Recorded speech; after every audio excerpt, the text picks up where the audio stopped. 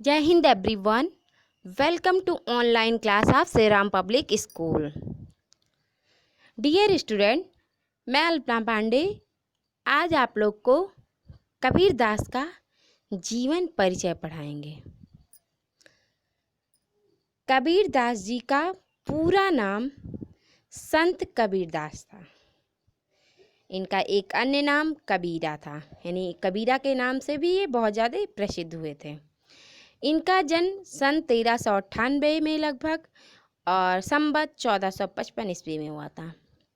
बच्चों, आपको सन तो पता होगा लेकिन संवत शायद ना पता हो, तो हम संवत बता दे रहे हैं। यहाँ पे क्या होता है, देखिए, जो हमारा अंग्रेजी का कैलेंडर होता है, जो कैलेंडर हम देखते हैं, ठीक है, जिसमें मंथ दिया होता है, उसमें जो है हम सन लिखते हैं, यानी ईयर को हम सन डाल के लिखते हैं।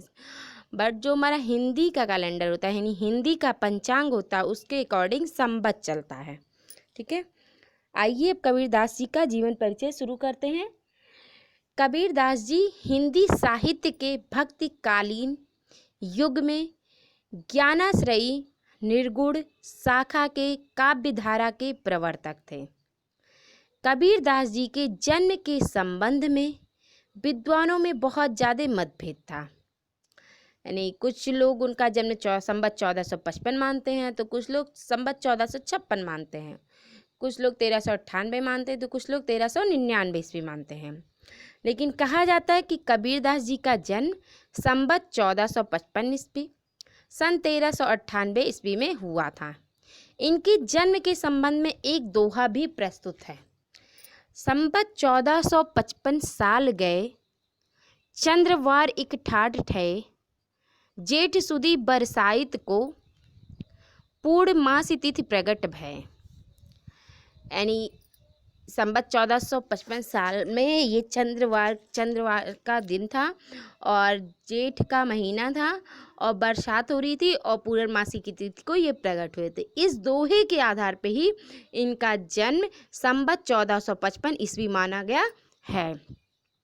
जनश्रुति के अनुसार, जनश्रुति यानी लोगों के अनुसार, इनका जन्म एक विधवा ब्राह्मणी के गर्भ से हुआ था, जिसने लोक लाज के भय से, यानी समाज के भय से, उन्हें लहरतारा नामक तालाब के पास फेंक दिया था। एक जुलाहा दंपति यानी पति पत्नी होते हैं, नीरू और नीमा नामक व्यक्ति ने उनका पालन पोषण किया था। वे ही कबीर के माता पिता कहलाए। यानी नीरू और नीमा नामक व्यक्ति ने इनका पालन पोषण किया था, तो कबीर दास के माता पिता का नाम नीरू और नीमा था। यह लोग निर्धन और निरक्षर थे। निर्धन यानी बहुत ज़्यादा गरीब थे, निरक्षर यानी पढ़े लिखे नहीं थे। अतः कबीर की शिक्षा दीक्षा भी नहीं हुई, यानी कबीर भी पढ़ लिख नहीं सके थे। कबीर दास जी ने स्वयं कहा है, मस कागज छुयो नहीं, कलम गयो नहीं हाथ, यानी कागज और कलम को छुआ ही नहीं गया है। बड़े होने पर कबीर जी ने रामानंद जी को अपना गुरु मानकर उनसे निर्गुण भक्ति की दीक्षा ली। यानी कबीर दास के गुरु कौन थे? रामानंद जी थे। साधु संगत और स्वानुभव से इन्होंने आध्यात्मिक ज्ञान की प्राप्ति की। इनकी पत्नी का नाम लोई था और इनकी 2 संतानें भी हुई थी, जिनका नाम कमाल व कमाली था। यानी 2 संतानों में एक लड़का था, एक लड़की थी। लड़के के नाम इनके कमाल था और लड़की का नाम इनका कमाली था। कबीरदास की मृत्यु 120 वर्ष की आयु में संवत 1575 और सन 1518 ईस्वी में हुआ था। यानी कबीरदास जी लगभग 120 वर्ष तक जिए थे। इनकी मृत्यु क्या हुई थी? मगहर में हुई थी। और इनकी मृत्यु के संबंध में भी एक दोहा प्रचलित है। संवत 1575 कियो मगहर को गौन, माघ सुदी एकादशी रहो पौन में पौन। कुछ जगह रहो पौन में पौन मिलता है, कुछ जगह मिलता है रल्लो पौन में पौन। ठीक है, तो इस दोहे के आधार पर ही कबीरदास की मृत्यु 1575 ईस्वी में माना गया है। संवत 1575 ईस्वी में माना गया है। कहा जाता है ये संपूर्ण जीवन अपना जो है काशी में व्यतीत किए थे, लेकिन मरते समय इन्होंने ये मगहर चले आए थे। यानी मगहर में जाकर उन्होंने इसलिए मृत्यु का वर्ण किया था क्योंकि वह जनमानस में, यानी लोगों में व्याप्त इस अंधविश्वास को गलत सिद्ध करना चाहते थे कि मगहर में मरने वाले को नरक और काशी में मरने वाले को स्वर्ग मिलता है। यानी कबीरदास जी जो थे वे संपूर्ण जीवन अपना काशी में व्यतीत किया था, लेकिन मरते समय मगर इसलिए चले आते हैं क्योंकि लोगों का ऐसा कहना है कि जो काशी में मरता है उसे स्वर्ग की प्राप्ति होती है और जो मगहर में मरता है उसे नरक की प्राप्ति होती है। तो जीवन पर्यंत अंधविश्वास व रूढ़ियों का खंडन करने वाले इस संत ने अपनी मरण बेला में यही प्रयास किया था कि वो अंधविश्वास को हटा सके। कबीरदास जी ने सही अर्थों में समाज सुधारक हैं होने का परिचय दिया है। यानी कबीरदास जी एक समाज सुधारक थे। कबीरदास जी अत्यंत उदार, निर्भय तथा सद्गृहस्थ संत थे। राम और रहीम की एकता में विश्वास रखने वाले कबीर ने ईश्वर के नाम पर चलने वाले हर तरह के पाखंड, भेदभाव और कर्मकांड का खंडन किया। उन्होंने अपने काव्य में धार्मिक और सामाजिक भेदभाव से मुक्त मनुष्य की कल्पना की। ईश्वर, प्रेम, ज्ञान तथा वैराग्य, गुरु भक्ति, सत्संग और साधु महिमा के साथ आत्मबोध और जगत बोध की अभिव्यक्ति भी उनके काव्य में हुई है। कबीर की भाषा को सदुक्कड़ी भाषा कहा जाता है। कबीर की भाषा को सदुक्कड़ी भाषा इसलिए भी कहा जाता है क्योंकि वो साधुओं की संगत में रहकर भाषा को सीखे थे, और कुछ लोग कहते हैं क्योंकि वह कई भाषाओं के मेल से बनी हुई है। यानी उसमें ब्रज भाषा, राजस्थानी, पंजाबी, भोजपुरी आदि का मेल है, इसलिए उनकी भाषा को पंचमेल खिचड़ी भी कहा जाता है।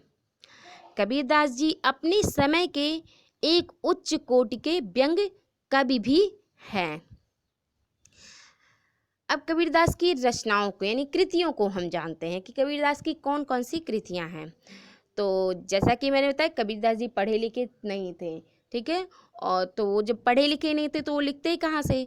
लेकिन कबीरदास की जो शिक्षाएं हैं, जो सिद्धांत हैं, जो कबीरदास ने देखा, समाज के आडंबरों का खंडन किया है, धार्मिक विश्वासों का खंडन किया है, उनकी शिक्षाओं को ही उनके शिष्यों ने लिखा था और वही कबीरदास का ग्रंथ कहलाया। तो कबीर की रचनाओं का संकलन बीजक नामक से किया गया है। यानी कबीरदास की एकमात्र रचना है जिसका नाम है बीजक, ठीक है, और जिसके 3 भाग हैं। यानी बीजक के 3 भाग हैं।